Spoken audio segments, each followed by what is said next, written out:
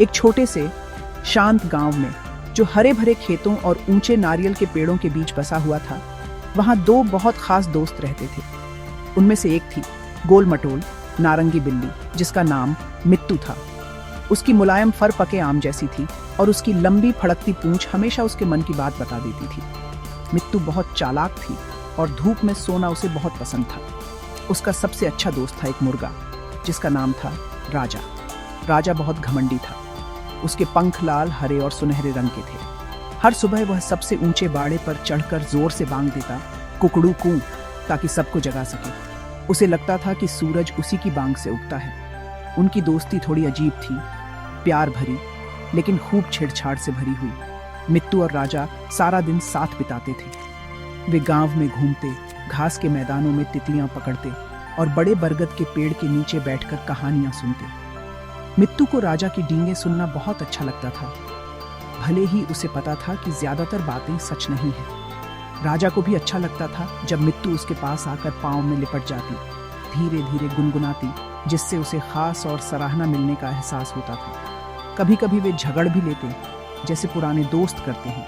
मित्तू कभी राजा की पसंदीदा चमकीली कंकड़ छुपा देती, तो कभी राजा मित्तू की पूंछ पर चोंच मार देता जब वह सोने की कोशिश कर रही होती।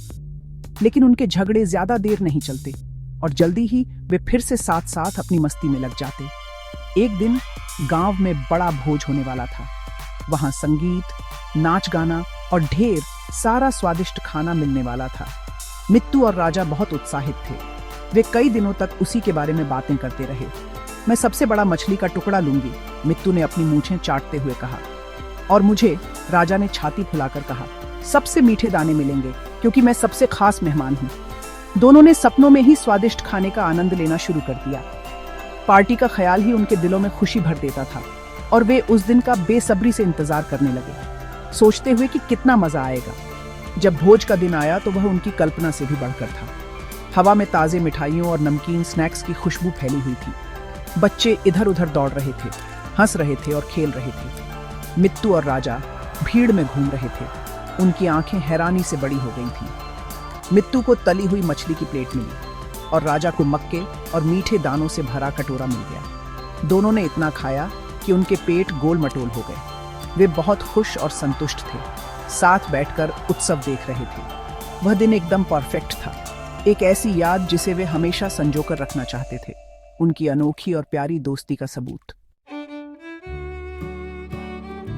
जैसे जैसे शाम होती गई, मित्तू बिल्ली का मन थोड़ा शरारती होने लगा। उसने इतनी मछली खा ली थी कि अब उसमें खूब ऊर्जा और खेलने का मन था। उसने देखा कि राजा, उसका प्यारा दोस्त, इधर उधर अकड़कर घूम रहा है और सबको बता रहा है कि उसकी बांग से ही खेतों की फसलें ऊंची होती हैं। मित्तू को यह सुनकर हंसी आ गई। उसे राजा बहुत पसंद था, लेकिन उसकी डींगे कभी कभी इतनी मजेदार लगती थीं कि छेड़ने का मन करता था। उसकी हरी आंखों में शरारत की चमक आ गई। उसने सोचा, अगर मैं अपने घमंडी दोस्त के साथ एक छोटी सी शरारत करूं तो कितना मजा आएगा। एक मजाक से किसी को क्या नुकसान हो सकता है। वह इधर उधर देखने लगी। उसके दिमाग में एक मजेदार योजना बनने लगी। मित्तू ने देखा कि एक दुकानदार मीठे पके केले बेच रहा है। तभी उसके दिमाग में बिजली की तरह एक आइडिया आया। जब दुकानदार ध्यान नहीं दे रहा था, मित्तू चुपचाप उसके ठेले के पास गई और एक केले का छिलका उठा लिया। वह लंबा, पीला और बहुत फिसलन वाला था, उसकी शरारत के लिए बिल्कुल सही। मित्तू ने छिलका अपने मुंह में दबाया और धीरे धीरे छुपकर वहां से निकल गई, खुद को बहुत चालाक महसूस करते हुए। उसे पता था कि राजा अब कहां से गुजरेगा। वह हमेशा खाने के बाद बरगद के पेड़ की ओर उसी रास्ते से जाता था। मित्तू का दिल उत्साह और शरारत से धड़क रहा था। जैसे ही वह छिपकर छिलका रखने की जगह पर पहुंची, पास ही एक गधा था जिसका नाम था ढोंडू। वह चुपचाप घास चर रहा था। उसने मित्तू को रास्ते पर केला छुपाते हुए देख लिया। ढोंडू ने अपनी बड़ी मासूम आंखों से उसे देखा और सोचा कि यह बिल्ली क्या कर रही है।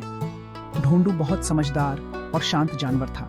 उसे ऐसे मजाक पसंद नहीं थे जिनसे परेशानी हो सकती हो। उसने मित्तू के चेहरे पर शरारत देखी और धीरे से सिर हिलाया। उसने सोचा कि यह खेल शायद उतना हानिरहित ना हो जितना मित्तू सोच रही है। फिर भी वह बस देखता रहा, क्योंकि बिल्ली और मुर्गे के मामलों में दखल देना उसका काम नहीं था। मित्तू झाड़ी के पीछे छुप गई। उसकी पूंछ उत्सुकता से फड़क रही थी। उसे राजा के चेहरे का भाव देखने का बेसब्री से इंतजार था।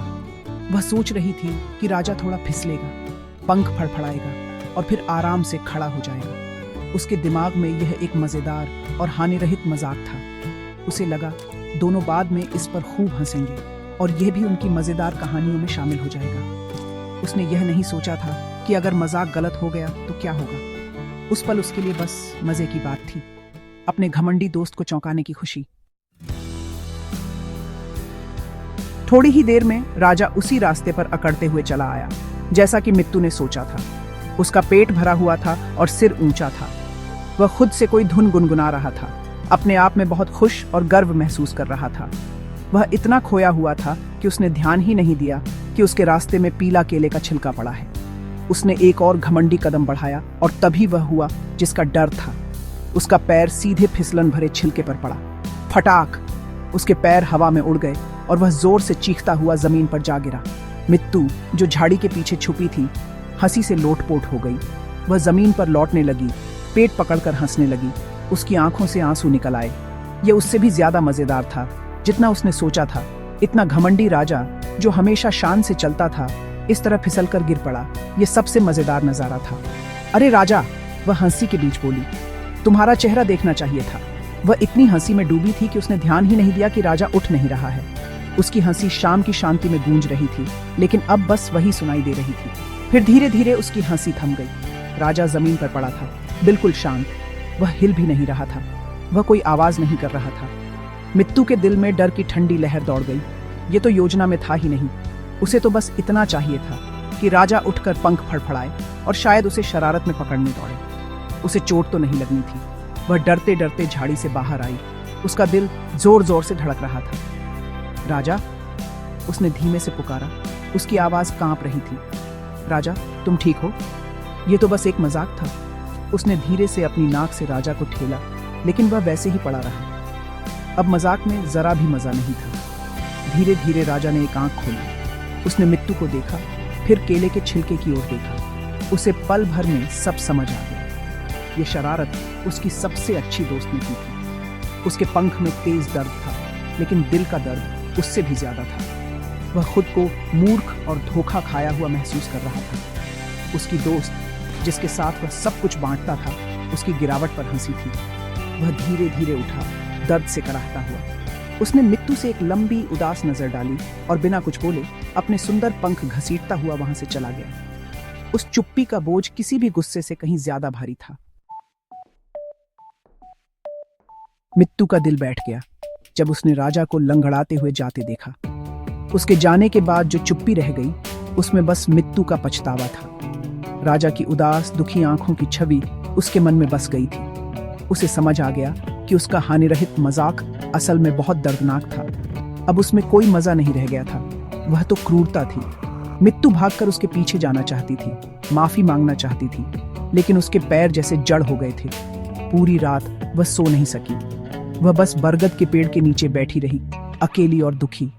गांव, जो कुछ घंटे पहले तक खुशियों से भरा था, अब उसे खाली खाली लग रहा था। उसने अपने सबसे अच्छे दोस्त को एक बेवकूफी भरे मजाक की वजह से खो दिया था। अगली सुबह राजा ने तय किया कि वह अपना बदला लेगा। उसका पंख दर्द कर रहा था, लेकिन उसका आत्मसम्मान उससे भी ज्यादा आहत था। उसने सोचा, मित्तू ने मुझ पर हंसी, अब मैं भी उसे उतना ही मूर्ख महसूस कराऊंगा। उसने योजना बनाई कि जब मित्तू अपनी पसंदीदा धूप वाली जगह पर सो रही होगी, तो वह उसके कान के पास जोर से बांग देगा। वह उसे चौंकाना चाहता था, उसे डरा देना चाहता था। वह सीधा उसकी सोने की जगह की ओर बढ़ा, बदले की सोच के साथ। लेकिन जैसे ही वह पास पहुंचा, उसने देखा कि मित्तू अकेली बैठी है, बेहद उदास दिख रही है। वह सो नहीं रही थी, बस जमीन की ओर देख रही थी। उसके कान झुके हुए थे। मित्तू को इतना दुखी देखकर राजा का गुस्सा धीरे धीरे पिघलने लगा। उसे याद आया कि उन्होंने साथ में कितने अच्छे पल बिताए हैं। उसे याद आया कि कैसे मित्तू उसकी कहानियां सुनती थी और कैसे वह उसे दिलासा देती थी जब वह उदास होता था। क्या एक बेवकूफी भरे मजाक के लिए वह सब खो देना सही होगा? वह चुपचाप उसके पास गया। मित्तू ने ऊपर देखा, उसकी आंखों में आंसू थे। माफ कर दो राजा, उसने धीरे से कहा। मुझे तुम्हें दुख पहुंचाने का कोई इरादा नहीं था। यह एक बेवकूफी भरा मजाक था। मुझे अपना सबसे अच्छा दोस्त याद आ रहा है। राजा ने उसे देखा और उसका दिल पूरी तरह पिघल गया। उसे दिख गया कि मित्तू सचमुच पछता रही है। उसे अब भी थोड़ा दुख था, लेकिन वह भी अपनी दोस्त को बहुत याद कर रहा था। मैं तुम्हें माफ करता हूँ मित्तू, राजा ने धीरे से कहा, अपना सिर उसके पास ले जाकर। लेकिन वादा करो कि अब कभी ऐसा दुख देने वाला मजाक नहीं करोगी। मित्तू ने खुशी से सिर हिलाया और उसके चेहरे पर राहत की लहर दौड़ गई। मैं वादा करती हूँ। उस दिन से उनकी दोस्ती और भी मजबूत हो गई। दोनों ने एक बहुत जरूरी सबक सीख लिया था। मस्ती करना और मजाक करना अच्छा है, लेकिन अगर किसी और को दुख पहुंचे तो वह मजाक कभी सही नहीं होता। सच्चे दोस्त एक दूसरे की भावनाओं का ध्यान रखते हैं। और फिर बिल्ली और मुर्गा अपनी मस्ती में फिर से लग गए, लेकिन अब थोड़ी और समझदारी और बहुत ज्यादा प्यार के साथ।